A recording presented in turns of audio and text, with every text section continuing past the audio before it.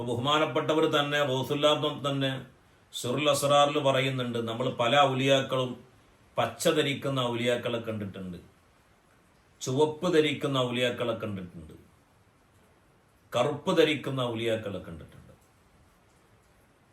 ഈ കറുപ്പ് എന്ന് പറഞ്ഞാൽ സത്യത്തിൽ അതൊരു വർണ്ണമായിട്ട് മഹാന്മാർ പറയുന്നില്ല.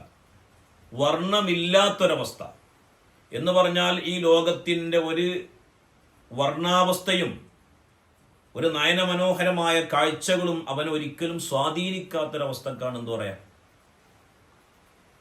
ഫഖ്ർ എന്ന് പറയാം. ആ ഫഖീർ ധരിക്കുന്ന വേഷമാണ് സത്യത്തിൽ എന്ത്, കറുപ്പ്. അതിൻ്റെ ഒരു യൂണിഫോമാണ്. ഈ ലോകത്തുള്ള ഒരു വർണ്ണങ്ങൾക്കും എന്നെ സ്വാധീനിക്കാൻ കഴിഞ്ഞിട്ടില്ല. സൂര്യൻ എന്ന് പറയുന്ന ആ മഹാസംഭവം ഉദിച്ചു കഴിഞ്ഞാൽ അതിൻ്റെ താഴെയുള്ള അലങ്കാര വർണ്ണങ്ങളൊന്നും ഒക്കെ നിശ്ചലമായി പോകുന്നൊരവസ്ഥ. ഒരുപാട് വർണ്ണങ്ങൾ കൊണ്ട് നമ്മൾ ഈ ലോകത്തിന് അലങ്കരിച്ചു എന്ന് വിചാരിക്കാം. അതിൻ്റെ മീതെ സൂര്യൻ ഉദിച്ചു കഴിഞ്ഞാൽ ആ സൂര്യപ്രകാശം കൊണ്ട് താഴെ കിടക്കുന്ന വർണ്ണങ്ങളൊക്കെ നിറം മങ്ങിപ്പോകുന്നൊരവസ്ഥ ഇല്ലേ? കാരണം എന്താ, ഒല ഹൃദയത്തിൽ അല്ലാഹു എന്ന് പറയുന്ന പരമസത്ത നിറഞ്ഞു നിൽക്കുക, പ്രകാശിച്ചു നിൽക്കുകയാണ്.